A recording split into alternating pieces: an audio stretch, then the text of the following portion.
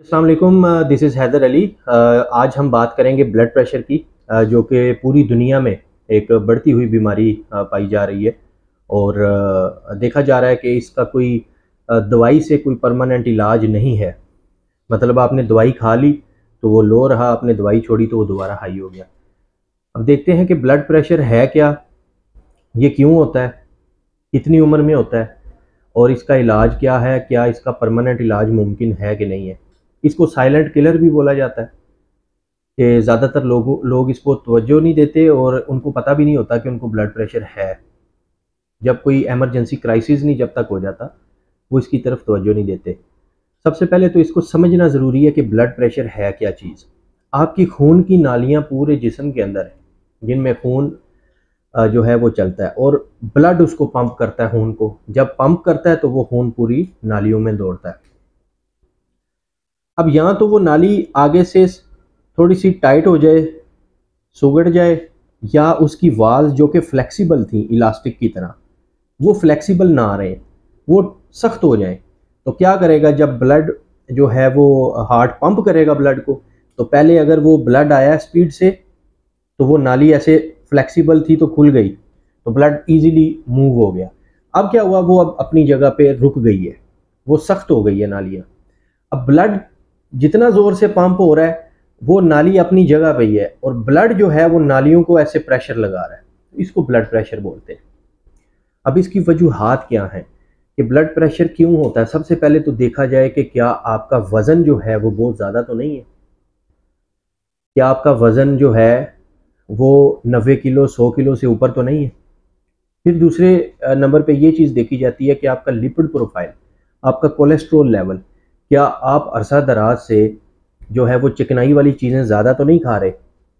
आपने बहुत ज़्यादा बर्गर, शवारमे, कोल्ड ड्रिंक्स और जो सो कॉल्ड के आप फैट ले रहे हो, ट्रांस फैट, क्या बहुत ज़्यादा तो नहीं आपने कंज्यूम किया। उससे क्या हुआ, आपका कोलेस्ट्रॉल लेवल हाई हुआ, एलडीएल वैल्यूज़ बढ़ गई। उन एलडीएल वैल्यूज़ ने क्या किया कि आपके जो नालियां हैं, बेसिकली इस बात को ज़रा समझिएगा कि आप ओमेगा 3 लेते हैं, स्टैटिन्स लेते हैं, उससे आपका कोलेस्ट्रॉल लेवल ब्लड का लो होता है, बट जो डिपॉट्स, फैट डिपॉट्स या प्लेक आपकी नालियों के अंदर जम चुका है, ये उसको कम नहीं करता।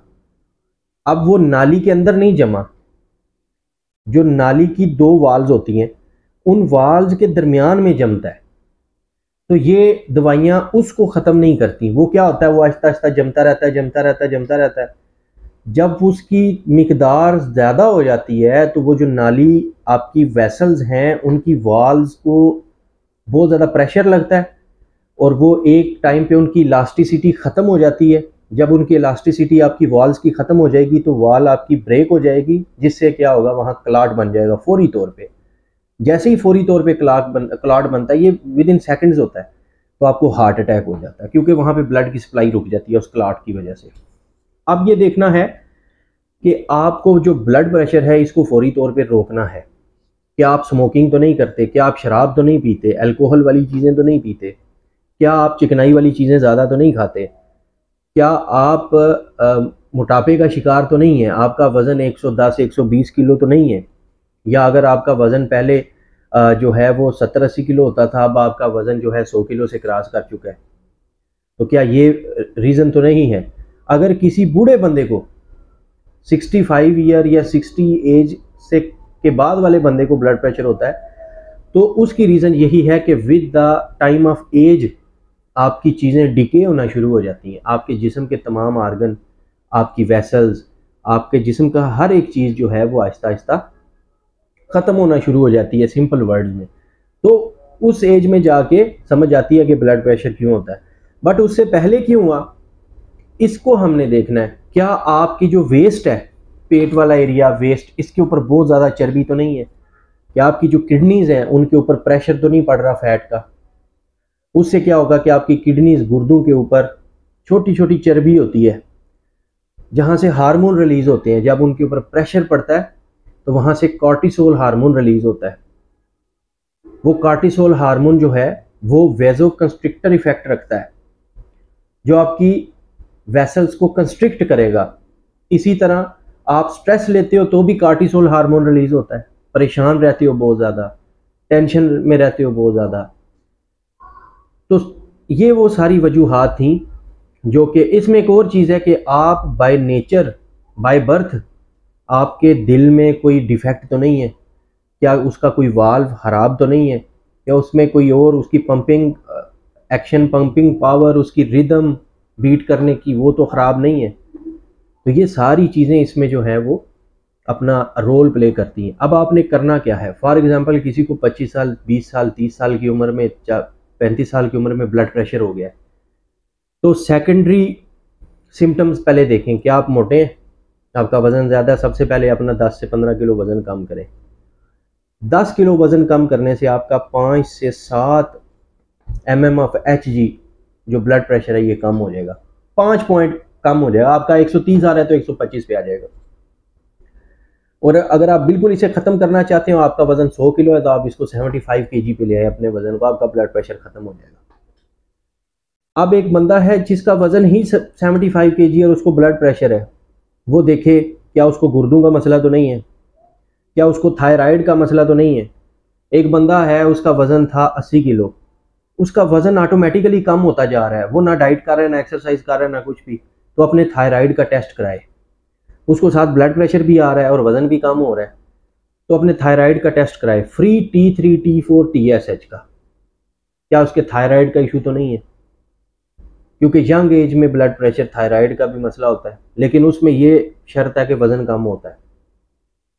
फिर क्या वो स्मोकिंग तो नहीं करता, क्या वो नस्वार तो नहीं खाता, ये चीज़ें वो देखे, वो फ़ौरन बंद कर दे। अल्कोहल तो नहीं पीता, वो फ़ौरन बंद कर दे। चिकनाई वाली चीज़ें फ़ौरन बंद कर दे, और उसकी जगह पे जो है वो आप ओमेगा 3 फैटी एसिड लो।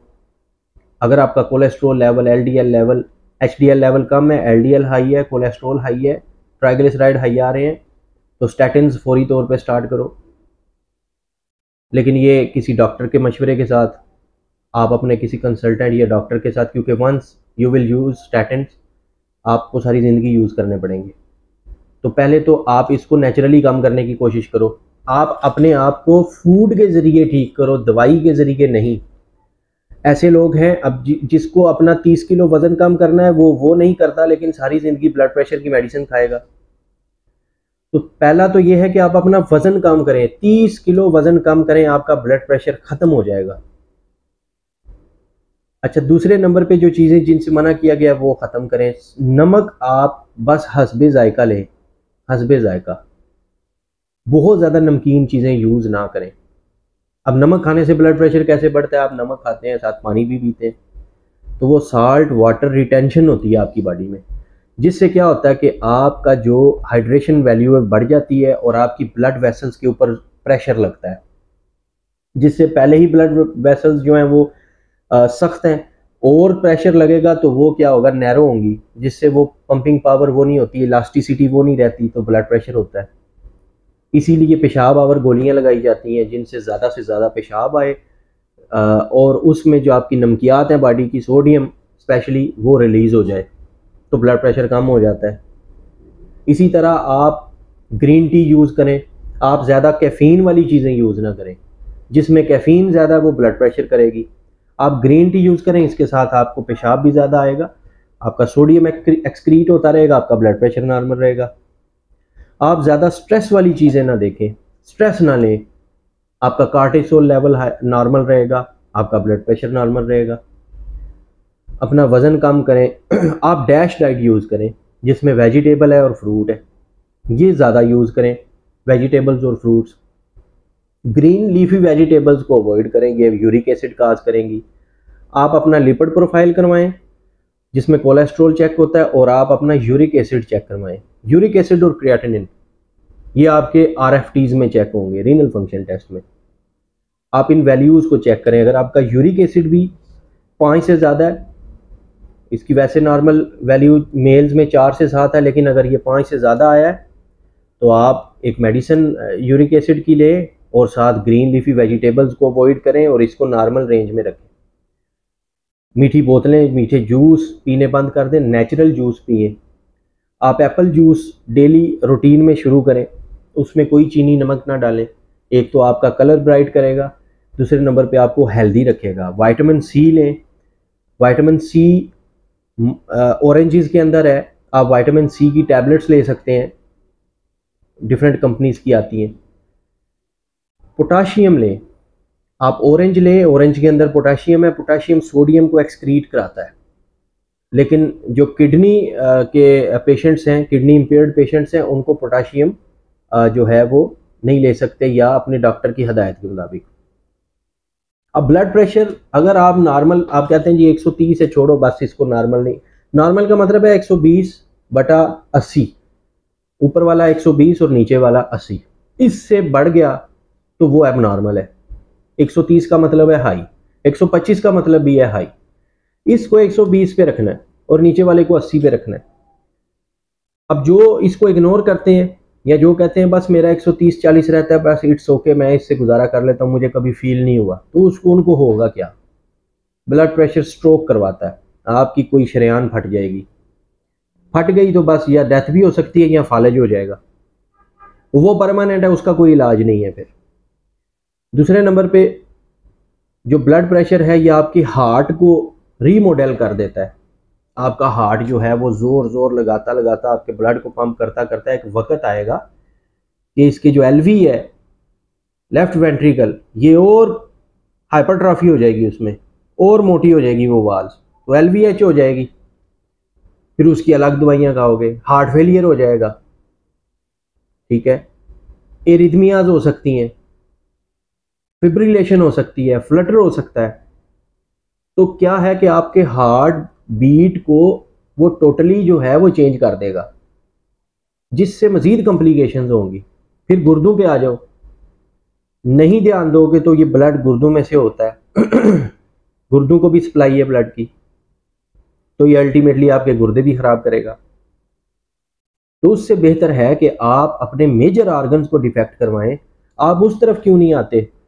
आप वजन क्यों नहीं कम करते? आप पूरे 8 घंटे अपनी नींद क्यों नहीं पूरी करते? आप अच्छा खाना क्यों नहीं खाते? आप बाहर से समोसे, पकोड़े, बोतलें, तली हुई चीज़ें और इन चीज़ों को छोड़ के आप अच्छा घर का सादा खाना क्यों नहीं खाते? आप बीफ, मटन और ये चीज़ें जो कि घी में और देसी घी में और इन चीज़ों में बने हुए हैं, उसकी जगह आप ऑलिव ऑयल यूज़ करें और चिकन नॉर्मल यूज़ करें आप सब्जियां खाएं, आप स्मोकिंग छोड़ दें, आप फिजिकली फिट रहे।